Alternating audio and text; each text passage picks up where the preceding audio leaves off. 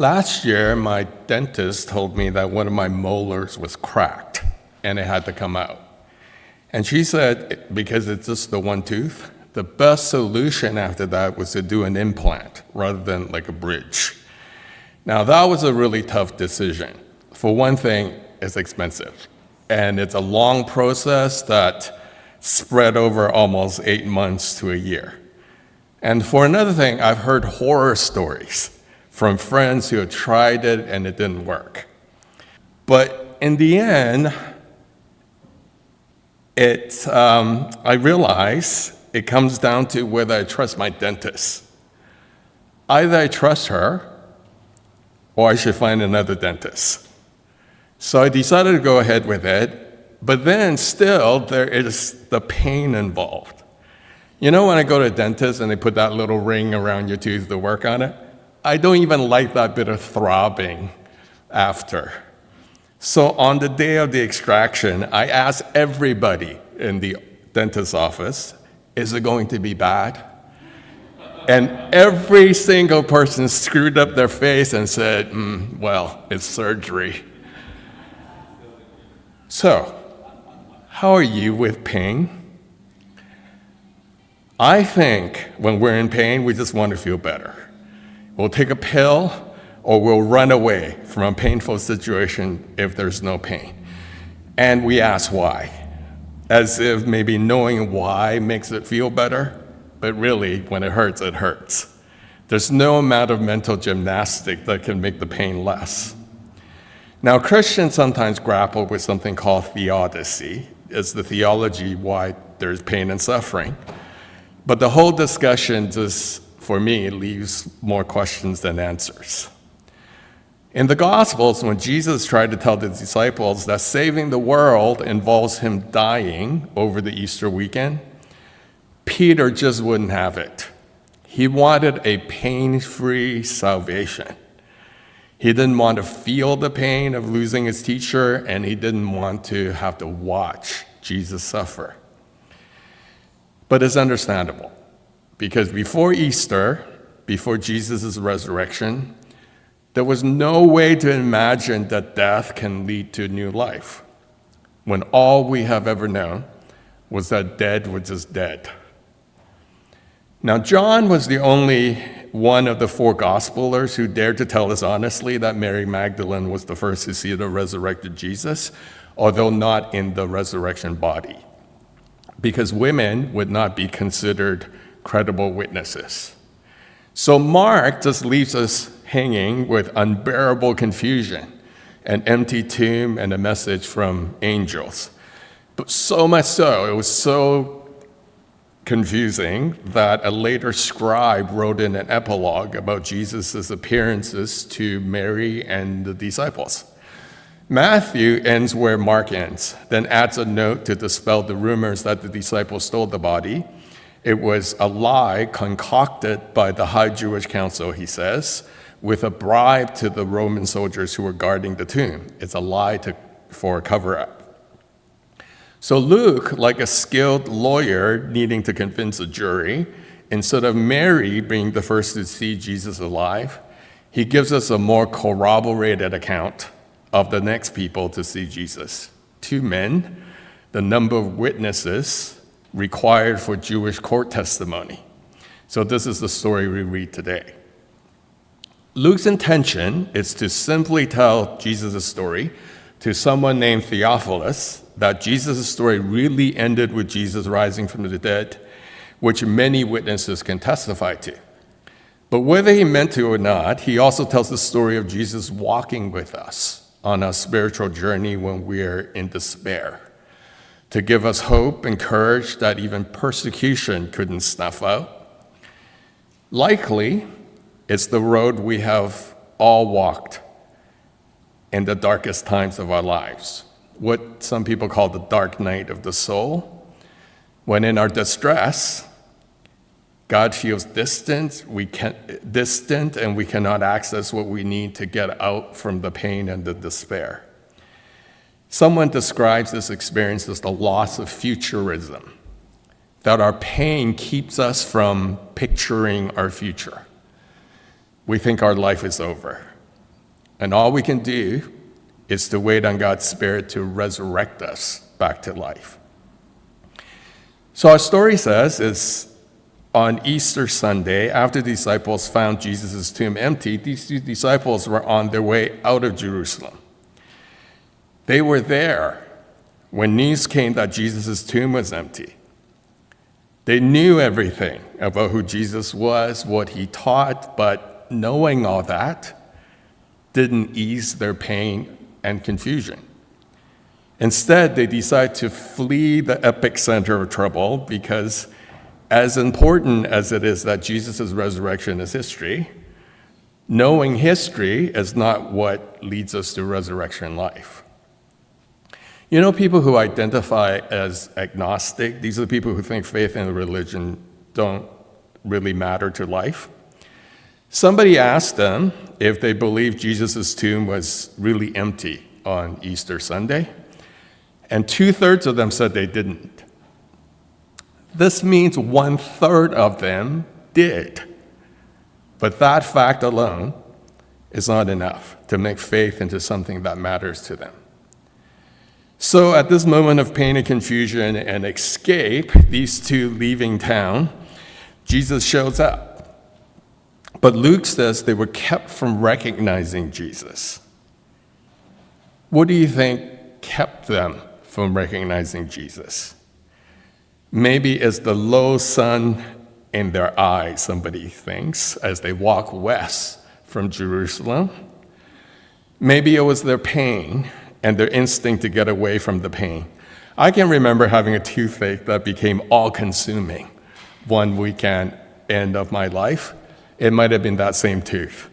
I remember looking up an all-night pharmacy because I ran out of Tylenol, and I was driving out there at midnight sucking on a piece of ice.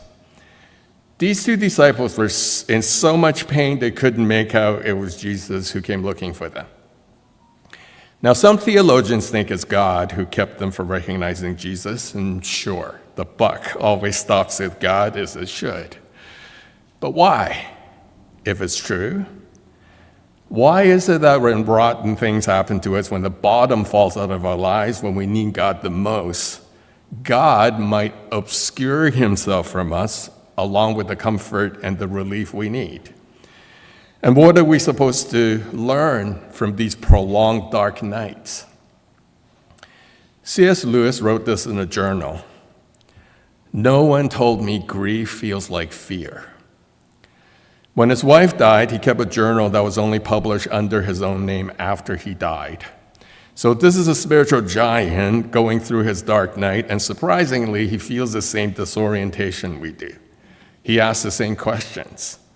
And after listing his yo-yoing between tears and pathos and long stretches of self-pitying, he asks, "Meanwhile, where's God?" This is one of the most disquieting symptoms. Go to him when your need is desperate, when all other help is in vain, and what do you find? A door slammed in your face and a sound of bolting and double bolting on the inside. And after that, silence.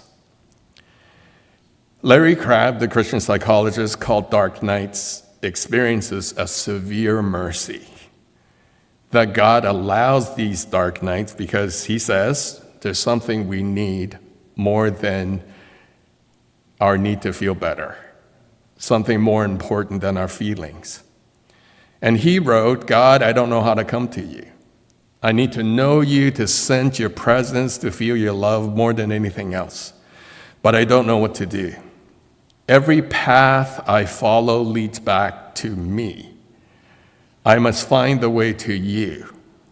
I know you're all I have, but I don't know you well enough for you to be all I need."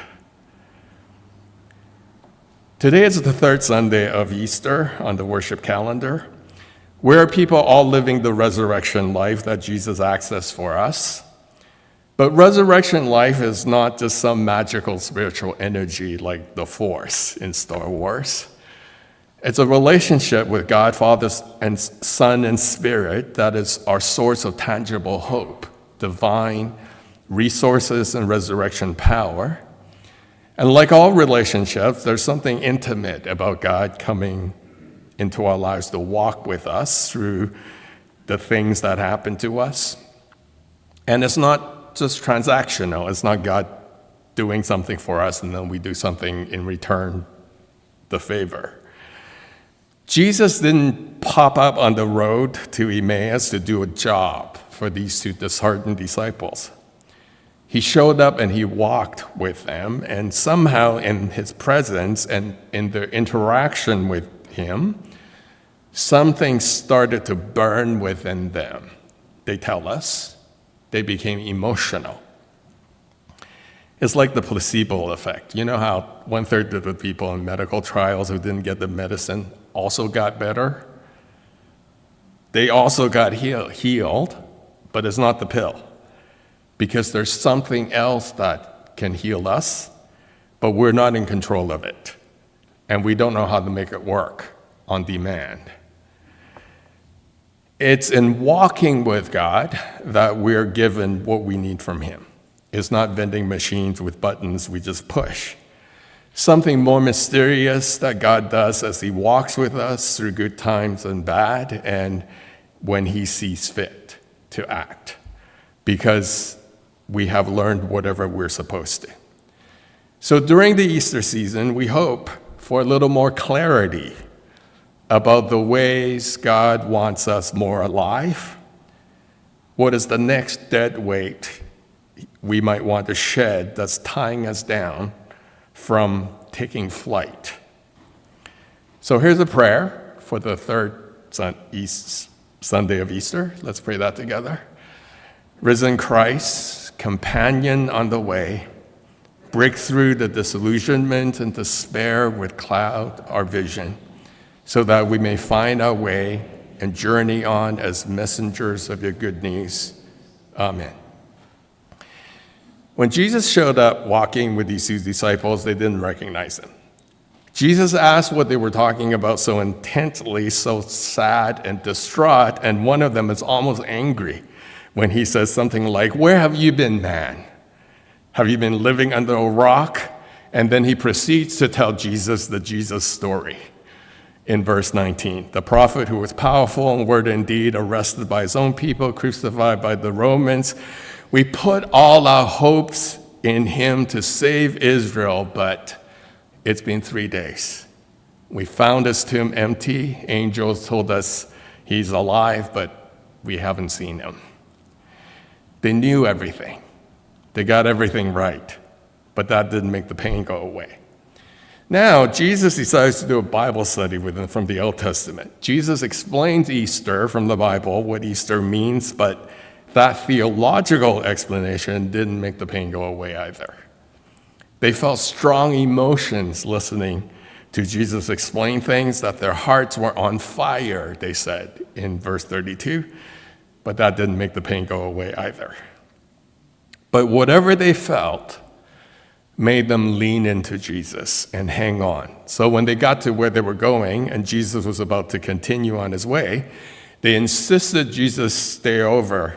And it was in the intimacy of an evening meal that they finally recognized Jesus. There's a theologian who points out that there are 3 meals in Luke. There's feeding of the 5,000, there's a Last Supper, and this dinner with the 2 disciples lost in grief. And each time, Luke tells us the same sequence of words. Jesus takes the bread, he broke it, he blessed it, and gave the bread back to the people as the blessing. That in the breaking, ordinary bread is transformed into something that is life-giving and eye-opening. It's what happened to Jesus himself as the bread of life when he died and rose from the dead, and it's what he offers to do with us, to transform our ordinary lives into something that would be a blessing to people if we offer ourselves to God as living sacrifices. And perhaps that's the point of the dark nights. It's how God enters our lives even though we cannot feel him with us. It's his presence breaks and transforms us into a blessing to the world. And perhaps our story teaches us that the only thing we can do on dark nights is just to keep wanting Jesus. The way the two disciples wouldn't let Jesus leave, as if there's something we are learned from them, hanging on to Jesus. And as John says in Revelation 3, Jesus stands at the door knocking. If we hear Jesus knocking on our door, we just need to open the door and he will come in and eat with us. And in that meal, our eyes will be open, we will be transformed, and we will come back to life. Because in God's time, it is God who mysteriously heals our pain and transforms us into blessing for the world. Whatever keeps us from feeling and seeing him, God will find a way through. We can only lean in and wait for relief to come. One Sunday morning while Larry Crabb was sitting in church, an usher came to tell him that there was a phone call for him. It was his dad, and his dad called to say there's been a plane crash, and his brother was on the plane. And the loss of his brother was the beginning of an extended dark night for him, and he wrote a whole book about that experience, saying something like what this actor recently said just before he lost his life to cancer. The actor says, "When I was young and healthy, I didn't think about God very much. When I got sick, all I could think about was getting closer to God.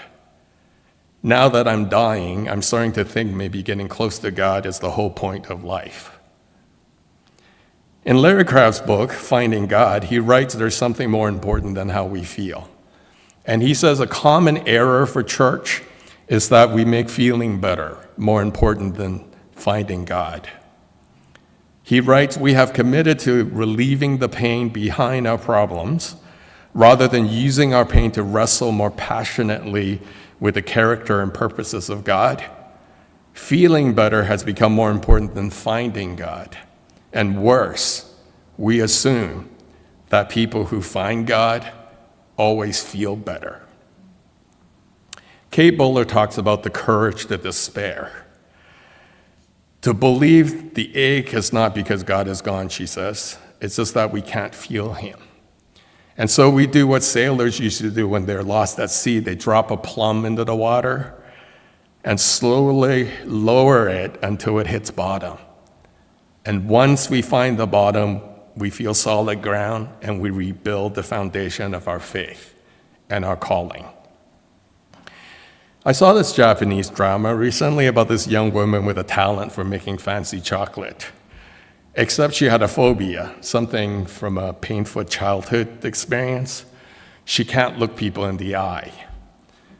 And she almost won this chocolate making competition, except last minute she had to drop out because she couldn't manage the interview with the judges.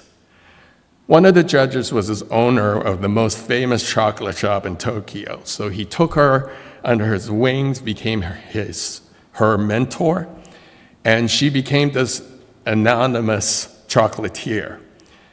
The shop sells the chocolate that she makes at home, which she secretly drops off in a lockbox every morning. But then one day, the mentor suddenly died.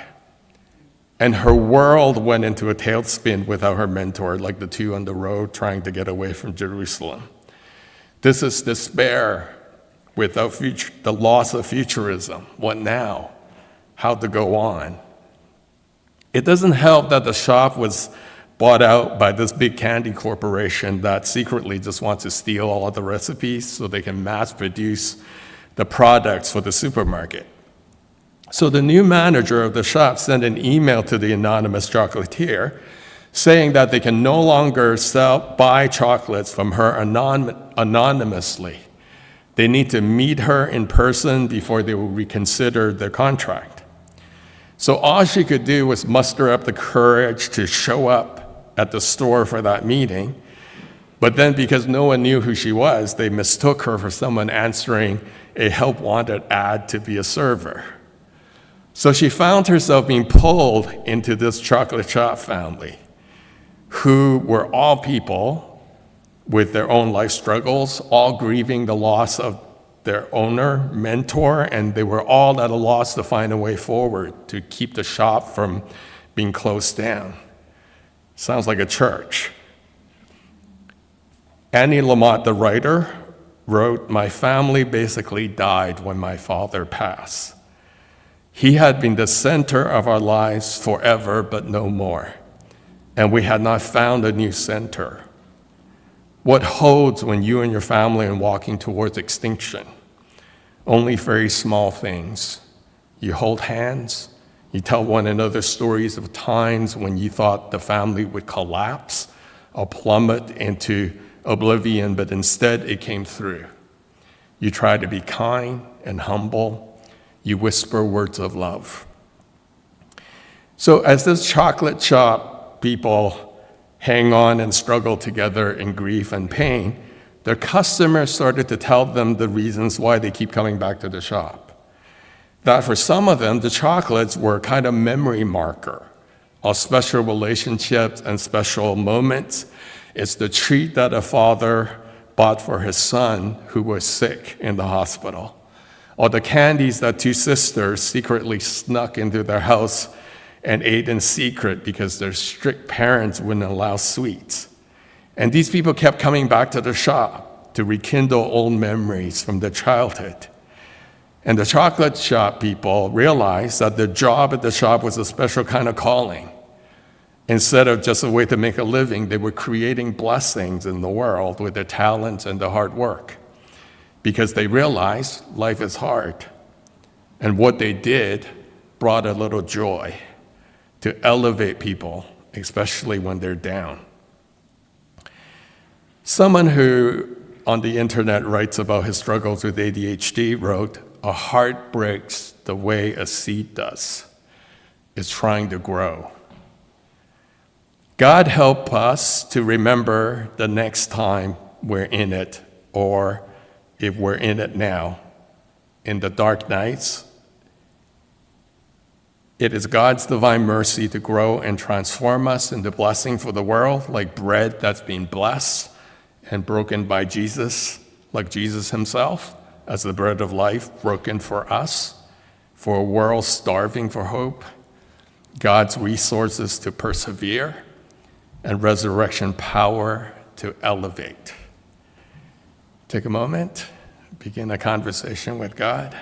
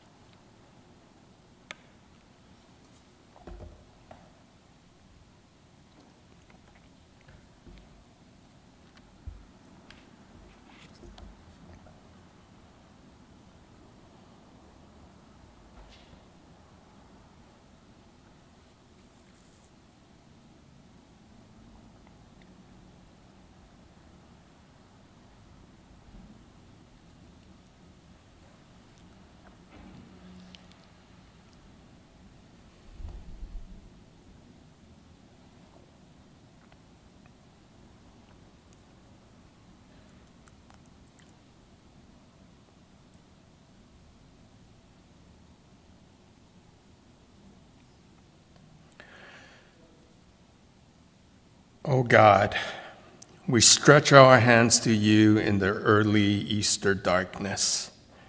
We need you to pull us up and set us on our feet again, for we are weak and tired. God, have mercy. Christ, have mercy. Spirit, have mercy. God, on the first Easter morning, while it was still dark, one woman went alone to the tomb to do what could be done to honor you. Though hope had drained away, two bright angels met her there, and then, how was it possible you were there, fully alive beyond belief? Blessed are we who stretch our hands to you in doubt, in grief, in sickness of body, in mind and spirit, our prayers not fully realized, rejoicing anyway. For that is what makes us Easter people, carrying both the realized hope of the resurrected one, singing our alleluias great and small while it is still dark. Christ is risen. Christ will come again. Alleluia, alleluia, alleluia.